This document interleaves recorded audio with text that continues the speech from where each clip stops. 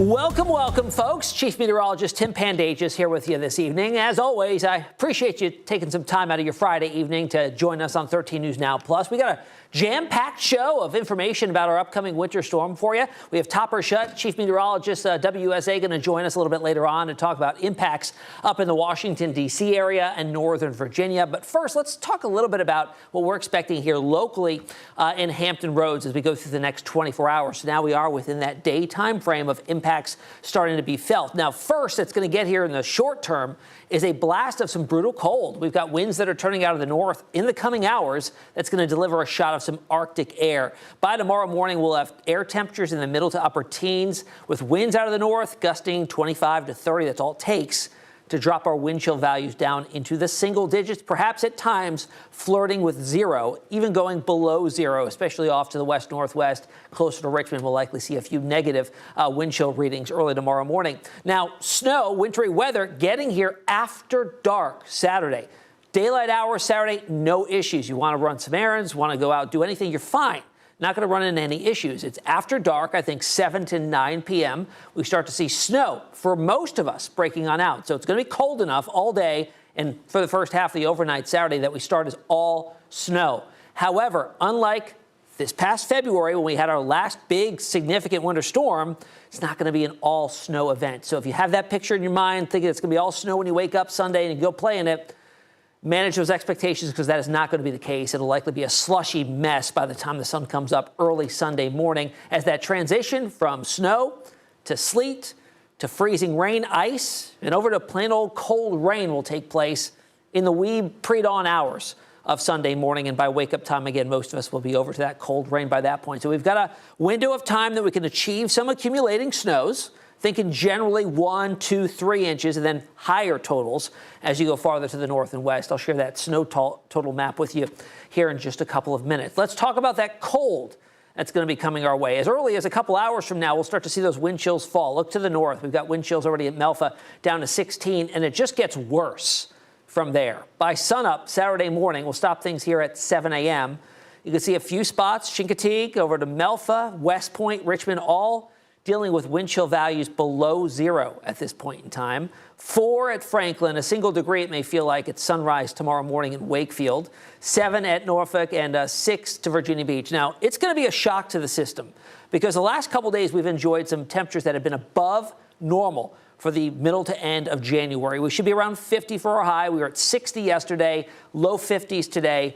Tomorrow, we're not going to get out of the 20s for daytime highs. So we have a cold weather advisory up for those very low, dangerously low wind chill values tomorrow morning. And again, it's not going to get a whole lot better throughout the day. Winds will let up a little bit, but we'll still be dealing with wind chill values in the upper teens and lower 20s with air temperatures in the 20s all day long pretty much. So where is our storm system right now? Well, it is starting to take shape. You can see it located here over North Texas. We've got Pacific moisture streaming up over southwestern Mexico, merging and colliding with cold Arctic air diving in from the north. And as this chugs its way off to the east, it's going to pick up some Gulf moisture, expand in coverage, and it is going to bring wide-reaching impacts. Look at the alerts that are up. It's been a long time since we've seen an event, a single event, causing this many alerts to be put up by the National Weather Service. Just the winter storm warnings in and of itself stretch from the border of Texas and Mexico all the way to the north and east, a 2,000-mile stretch to the border with Canada in northern New York.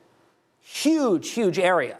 Now, south, where we're going to have a little more warm air mixing on in, we've got several areas, in fact, large areas here, it's unusually large, that are under ice storm warnings. You can see 2 separate areas here. That's going to be in northern Louisiana, over into northern Mississippi, portions of eastern Texas, and then another area in the western mountainous areas of the Carolinas. In fact, the valleys over there, just on the eastern side of the mountains there, with something going on called cold air damming. That's locking in the cold air at the surface, and you got the warm air loft, precipitation falling into that sub-freezing air at the surface, and you get widespread icing. And in some occasions, this could be very damaging or disastrous even in some of these spots that the ice storm warnings are currently up. To the north, where it's going to be more snow than ice and sleet, you got those winter storm warnings. And I tell you what, some areas, as we'll talk with Topper in just a little bit, could be getting up and over 8 to 12 inches. And up into southern New England, they're forecasting over a foot of snow.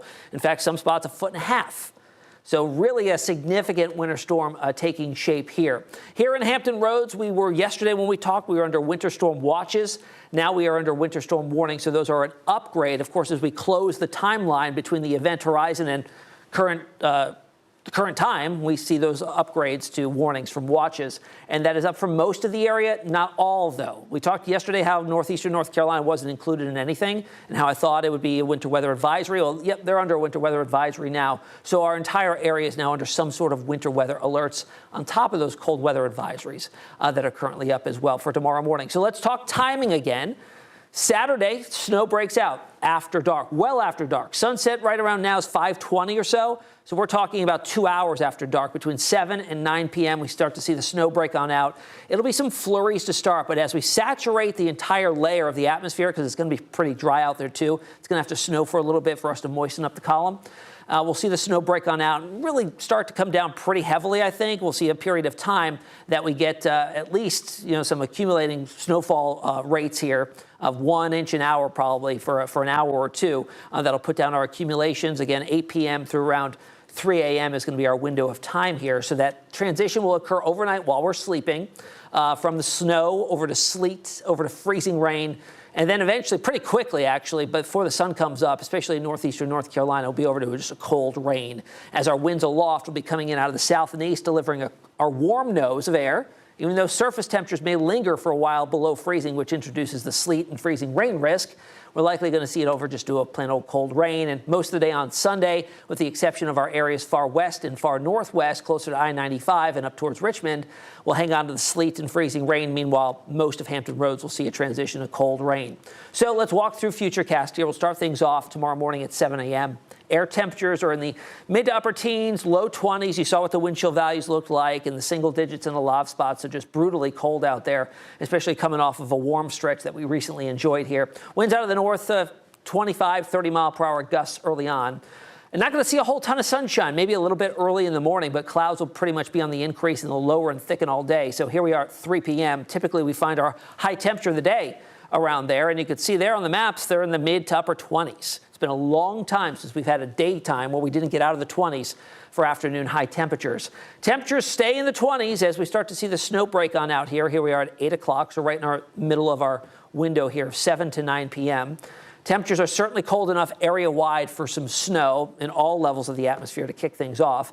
Light snow showers and snow flurries. If you remember, you can recall back to our February system, the radar looked very similar to this when it started. We lost a lot of the snow to Virga as we start to saturate the column, and then all of a sudden it fills on in and starts snowing moderately to heavily across most of the area. And I think this will be similar to that as we approach 10, 11 o'clock, midnight, Saturday night. Air temperatures, you can see, still in the 20s, but notice what's starting to build in from the south. We've got an area of purple there. What that depicts is sleet. Once the sleet changes over, once the snow changes over to sleet, our accumulations are done. We're going to start to compress whatever snow is there. It's going to become that crunchy type of snow. It'll sleep maybe for an hour or two in some spots, especially farther inland. And that'll build its way off to the north gradually overnight. Here we are at 3 o'clock. Most of Hampton Roads, at least our Virginia cities and counties, are seeing the sleet. Still hanging on to some snow up by Richmond, up along the eastern shore, maybe Gloucester and Matthews as well. But notice off to the south, it's already rained in places like Elizabeth City, a cold rain in Hertford at 33, 41 at Manio with some showers. And then you see another color bank entering the stage.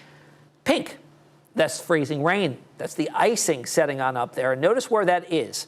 Interior sections. Where you're closer to the coast, that cold air at the surface will get eroded pretty quickly from the marine influence there. So you have to head back inland. The closer you get to I-95, the longer duration of freezing rain you'll see. And that's exactly depicted there at sunrise Sunday morning. 7 a.m., Richmond sleeting heavily, Petersburg sleeting heavily, but down to Roanoke Rapids, Emporia, 95, 85 there. You've got some freezing rain coming on down with surface temperature still in the 20s, but aloft, just a couple thousand feet up, you've got some warm air nosing on in that's completely melting the snowflake over to a raindrop, and then it's freezing on contact when it hits the ground. Most of Hampton Roads at this time is over to a cold rain. Mid-30s by sunrise there, 34 at Suffolk and raining, 39 at the beach. That continues through Sunday afternoon. I think the precip will probably go through a little bit of a lull by mid-afternoon as well. Back off to the west, though, 95 still freezing rain heavily there. Up to Richmond as well, seeing a temperature getting up to 31, so still below the freezing mark. And then as we get into Sunday evening, okay, we'll start to see an increase in the coverage of the rain again rain, because temperatures will stay above the freezing mark, likely mid-30s. But the back end piece of energy will swing through, so we're looking at another period of some rain overnight Sunday into early Monday. Now, there's been a lot of question about whether or not we see temperatures dip back down sub-freezing by Monday morning. And I'll tell you what, with the recent model runs, I don't think that will be the case, at least initially. At sunrise on Monday, we should keep temperatures in the mid-30s, so roads remaining wet. Still could be some slush left over, especially in inland spots northwest. But after 7 a.m. into the afternoon, we will probably briefly drop things to near the freezing mark, so we could have some refreezing later in the morning hours. You can see to the north and west there, temperatures on a northwest wind are already brought back down into the upper 20s, and even over the eastern shore, a little bit of some sleet showers, if you will, or even some wet snowflakes mixing on in there with the last batch of moisture that'll move on through there. So here's our latest snowfall map. Again, the window to achieve these accumulations is going to open up at 8 p.m. Saturday night and then close pretty quickly in the pre-dawn hours of Sunday morning. 3 a.m. I think is going to be the cutoff time as the sleet builds on in, and then over to some rain. So down to the south where we see that changeover earliest, the lowest snow totals will be achieved, up to an inch if you're lucky. Then a little farther north, south side, 1, 2, maybe 3 if we see the snow hanging on and the rain and the snowfall rates are a little higher. And then Williamsburg, 3 to 6. So more significant snowfall totals there before they, too, see that change over to sleet and freezing rain. It'll just be later. And then by the Richmond area, 6 to maybe as much as 8 inches, especially on the north side of the city, as they, too, will experience that change over to sleet and eventually freezing rain. So that's our latest forecast for the snowfall. How about icing? Ice accretion values here, maybe 1/10 of an inch. Maybe 1/4 of an inch as you get over towards Williamsburg, north end of Gloucester, getting over to Franklin, Wakefield, Surrey, maybe 1/4 of an inch. And that's enough to add 20, 30 pounds to a branch that's about 1 inch in diameter. So you would likely get a little bit of some tree damage, maybe a few isolated power outages in those areas. But notice how it really increases, almost doubles, as you get a little bit closer to I-95, where you're pushing, this is the low end, honestly, pushing 4/10 to 1/2 an inch of ice accretion, and that is significant icing there, causing a lot of problem on the roadways, a lot of trees to come down, and of course the power outage issue will also be a problem. I want to show you the varying models in terms of the ice potential. The GFS is coming into a little more believable terms. I don't think we're going to see much in the way of any icing out by Virginia Beach down to Elizabeth City. It's really going to be farther inland you go. And these values are a little bit more believable, up and over 1/2 an inch along I-95. Still, the euro is going much higher. And as we talked about last night, it tends to embellish a little bit in terms of icing rates because it takes in the freezing rain and sleet and it counts it as one value. So that's a little bit overdone, but it is down from the values it was showing last night. So maybe coming a little more in line here. 3/4 of an inch, maybe some spots, especially out towards Emporia. In Brunswick County, maybe seeing closer to 1 inch diameter icing here if it does come into line like it may be doing. So it's really something to watch carefully there. Here's a look at the freezing rain impacts, okay, depending on the ice accretion. 1/10 of an inch isn't much. Light glaze on roads and sidewalks, slick bridges, that kind of thing, isolated power outages there. But once you get to the 1/4 of an inch, it's when you're adding significant weight onto tree branches, on the power lines, and they start to fail. You start to see trees breaking, tree branches breaking, falling on power lines sagging, that sort of deal there, numerous power outages. And then you get to 1/2 an inch, and that's just downright dangerous travel. Widespread tree damage, long-term power outages are possible, especially if you get failure along major lines and things like that. So that's a real problem that we'll be watching, and that's the reason why the ice storm warnings have been issued. So freezing rain versus sleet. This is a nice little analogy here that I like to use sometimes. So when you look at glazed donuts and sprinkled donuts, how you can kind of compare them. Freezing rain is the glaze. That's on the donuts, the sugar glaze, and then the sleet is going to be the sprinkles on donuts there. So there's two different things, two different processes to how they form.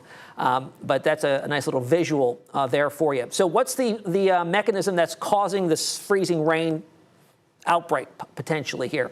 Well, it's going to be something called cold air damming. And when we get high pressure center to the north, it's funneling down cold air. That cold air is getting funneled up against the Appalachian Mountains, blocked from moving and dispersing, so it pools. Especially at the surface, cold air is more dense and it hugs the ground.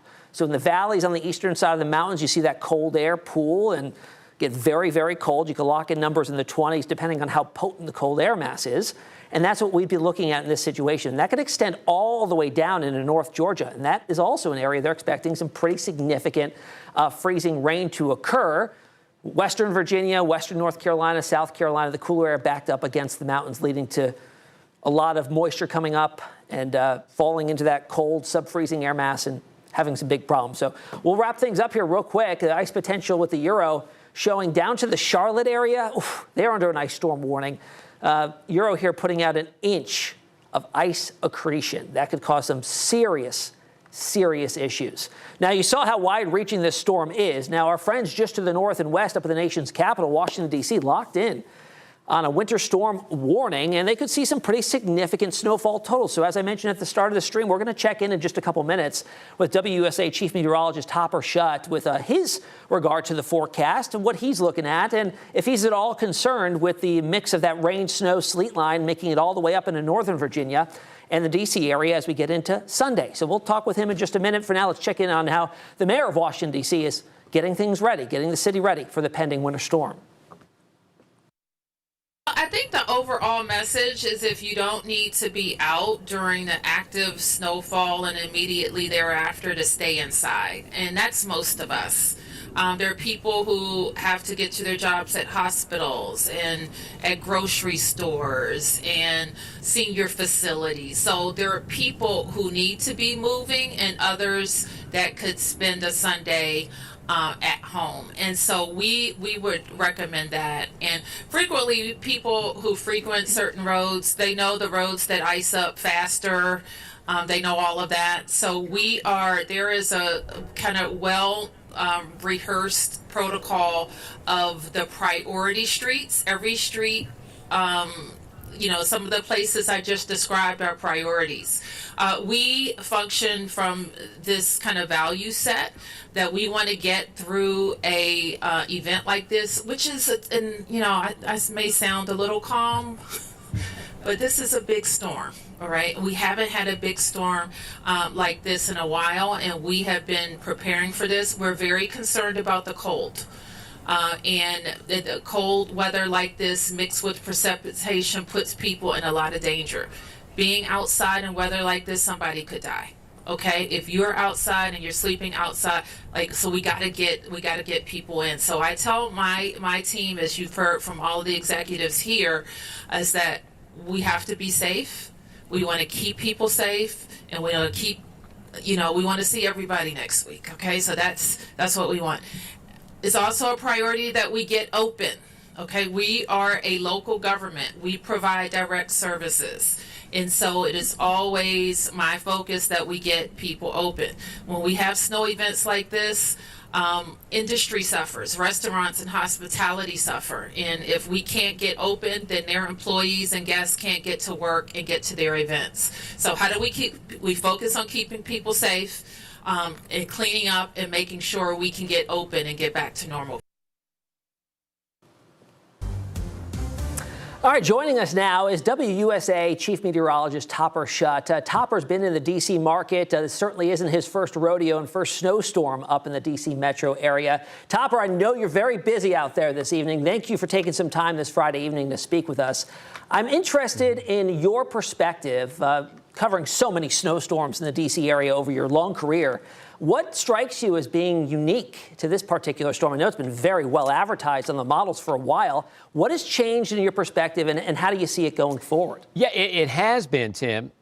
It has. And, I guess what sticks out right away is, Monday, Tuesday, this was a pure snow event, and it would have been so much easier to forecast, so much easier to move and clean up. Now we're talking heavy sleet. And that is not as bad as freezing rain, is your little donut analogy. We're the sprinkles. So it won't collect on, trees or power lines, but it's still going to be a mess because we stay below freezing for so long, like maybe even into the month of February. This is not going to go anywhere. And I loved your graphic early on. We're not going to see another graphic like that with winter storm warnings from Texas to New England. That's just is absolutely crazy. I can't remember the last time I've seen that. Yeah, I mean, I think the last time that Texas was so covered with winter weather alerts was probably in February 21, when, of course, the grid failed and they had a massive ice storm there. And even that one didn't spread all the way farther to the north and east. Now, let's walk through the forecast for D.C. a little bit, Topper. What are we expecting there? What are your snowfall totals in range of, you think? Okay, so, Tim, the snow breaks out before midnight tomorrow night, so everybody has all of tomorrow to prepare. So we're talking, 4 to 8 south and east into southern Maryland, and most of that will occur overnight. A good thumping overnight, and then they get the changeover pretty quickly. In the metro, we're thinking anywhere from 8 to 12, okay? Not 8 to 12, 6 to 10 plus. And then in our mountains, 10 to 14 plus. But it looks now like everyone is going to see at least a little bit of sleet. And I think in D.C. we'll probably see a changeover 9, 10 o'clock in the morning. Our northern or western suburbs, maybe noon or 1. And even in the mountains, I think it'll mix with at least and possibly change over to sleet by 4 or 5 o'clock in the afternoon. That said, we still get a good thumping of snow before that changeover. But moving sleet around is, it's snowcrete. Yeah. I mean, it's just heavy stuff, and it's not really, a pure snow would have been better. Yeah, very crunchy type of snow, right? And it really limits those snowfall amounts when people go out and measure in the morning. You call for 6 to 10 or whatever, and we get some sleet and it compresses, and everybody's like, oh, we only got 3 or 4. The compressional factor there. Topper, I want to get your opinion here on the preceding cold outbreak. Temperatures are already dropping in D.C. They're on their way here. Now, that big outbreak of Arctic air, how do you see this setting up in terms of a major to disastrous ice storm far off to the southwest of D.C.?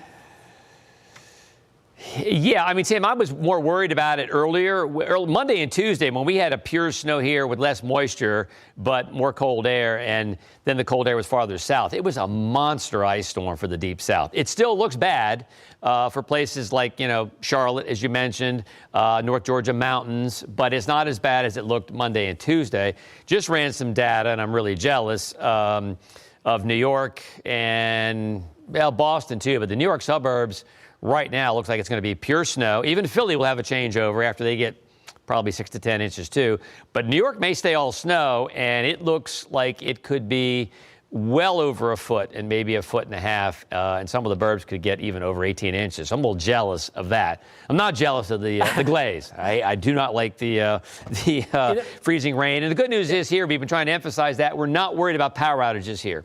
Yes, we're worried about the snow and the sleet and the prolonged cold, but at least we're not worried about, trees coming down and limbs coming down. Yeah, and, I share your jealousy there, Topper. I grew up in Connecticut, so this kind of reminds me a little bit of the blizzard of '96, which coincidentally is what got me into weather. It's just an amazing storm where they picked up a foot and a half. So looks like they may get that again up in there. But going forward, Topper, what are you thinking in terms of the sleet snow line making it up into northern Virginia? Are you confident in that happening, or do you think it'll stay a little bit more suppressed to the south?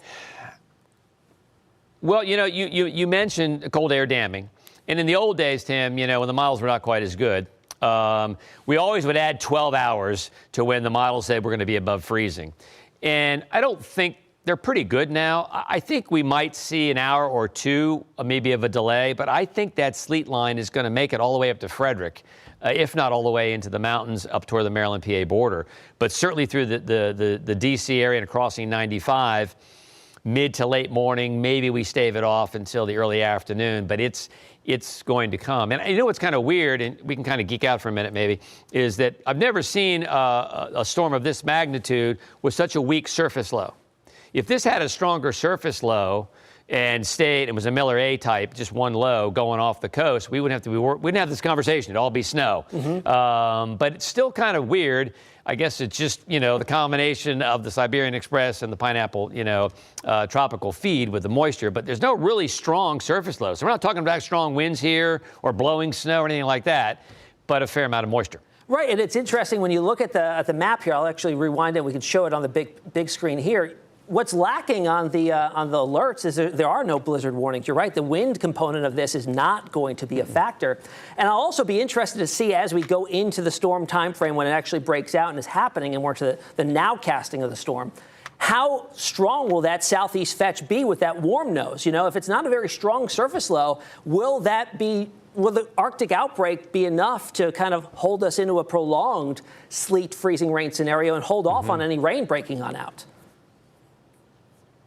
Yeah, good point. And a couple models, I think it was the UCMet, might have been the GFS, they sort of just take one very little weak low, and it's not really, they don't really reform it, but it's sort of part of the same low. And they keep it south of us, and a couple models changes back to snow briefly before the warm air gets in here with the nose eventually.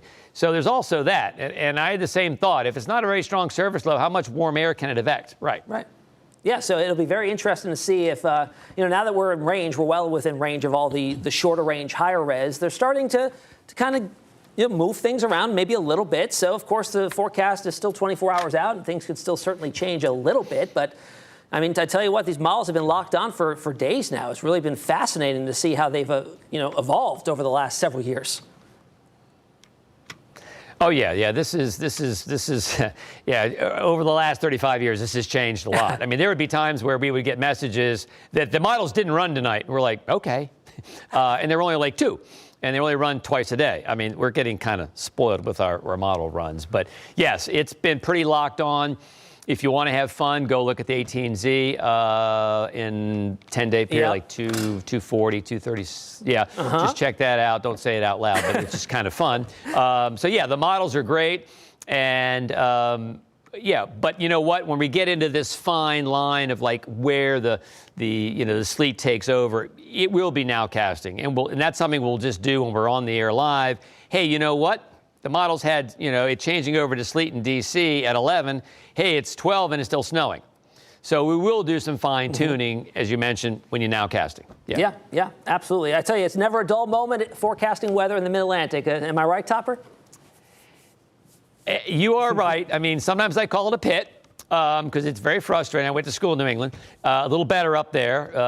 But yes, it is very, it's cool. It's just been a minute since we've had a good storm, and I was just hoping this would be a pure snow. But you know what? I'm still happy for what's coming. Yeah, and the winter is still young, right? There's still plenty more to go. Yes. All right, Topper, I appreciate you spending some time tonight. It is young. Yeah, the winter is young. I appreciate you, and best of luck in the weekend ahead. I know it'll be busy for you. It'll be busy for us down here, and maybe we'll check in again later in the weekend. Yeah. Great. Thanks, Tim. Appreciate it. Good luck. Take care. All right, folks. Yeah, you heard from Topper Schott, WUSA chief meteorologist. They're expecting a pretty significant snow event, 6 to 10 inches forecast to fall in D.C. Later Saturday night into early Sunday before they, too, probably see a little bit of a changeover to some sleet. And maybe, if that warm nose is strong enough, we see a little freezing rain there as well. But here, as you know, it's going to be a mixed bag as we get into Saturday night, briefly as some snow. Here's the big picture again, folks. A lot of warnings and watches up for a good chunk. I'd say half the country is under some sort of winter weather alert. And not shown here are the cold weather alerts. You heard before we talked to Topper, the D.C. mayor was talking about the cold that's coming on in. And that's going to be a problem for us, too. Late tonight into early tomorrow, we're seeing those wind chills down in the single digits. And we have not yet seen that this winter. So some of the coldest air we've seen so far. All right, let's look at the model data now in terms of the snowfall totals. So we've got the high res we'll start off with. And when I walked through Futurecast earlier, this is the graph model. This is its output in terms of snowfall totals. And this has been pretty consistent, showing pretty in line with what we're calling for our snowfall totals here. 1 to 2, maybe 3 inches if you're lucky in the south side. Maybe up to an inch in northeastern North Carolina, and then progressively higher totals as you move up to the northwest along I-64, up to Richmond, about a half foot, according to the graph model. Now we've got the NAM, which has been consistently the least totals, and it still is that way, showing under an inch of snow for most of our area. Even Richmond, it's got only at 2 inches there for the NAM's most recent run. Now we're also in range of the even more higher resolution, the HRRR, that only goes out 48 hours on its extended run, and we have that now captures the majority of the event, showing about 2.5 inches in Norfolk, roughly in line with our forecast, 1 to 3 inches at Southside, up and over 6 inches out towards Richmond, and barely much to write home about in northeastern North Carolina. Seeing if you're lucky, a dusting or two, it'll quickly get washed away, a dusting to maybe 1/2 inch before it gets washed away by the rain that'll quickly transition to. All right, here's a look at just the Futurecast runs of the GFS. We've been showing you these the last couple of days, and it does indicate that we start as snow, as has been consistent, and then quickly changing over. Here we are, 6 a.m., so a little bit later in terms of what the higher res was showing. It shows the changeover on the high res sooner. GFS shows a little bit later, so that may squeeze out a little bit of some extra snow, which I'll show you the forecast output for snow in the GFS in a minute. But again, consistent with rain, change over here by lunchtime, rain everywhere, with the exception of far northwest. And then still indicating the possibility here by overnight Sunday into Monday with some cold air coming back in, that it does briefly change over to a wintry mix before it exits and we finally rid ourselves of this storm system. What does it show in terms of snow? Not much. I mean, it is significantly higher in the peninsula, though, 3.5, 4, 5 inches, 6.5 over in Richmond, and roughly 1 to 2 south side, barely anything along the northeastern North Carolina. Now about the Euro. Very similar here. Again, your daylight hours on Saturday are snow-free. It's after dark. The snow breaks on out, becomes a little more intense. And just as it becomes more intense, we'll start to see the changeover. So unfortunately, it'll be shut down pretty quickly. Here we are at 3 a.m. Euro's been quicker the whole time here, very consistent on that. Over to the sleet and even rain by 3, 4 a.m. And then rain by sunrise, rain through a good chunk of Sunday. We could pick up over an inch of rain, by the way, folks. This is not just going to be a winter weather accumulation trend. This is going to be wet weather as well.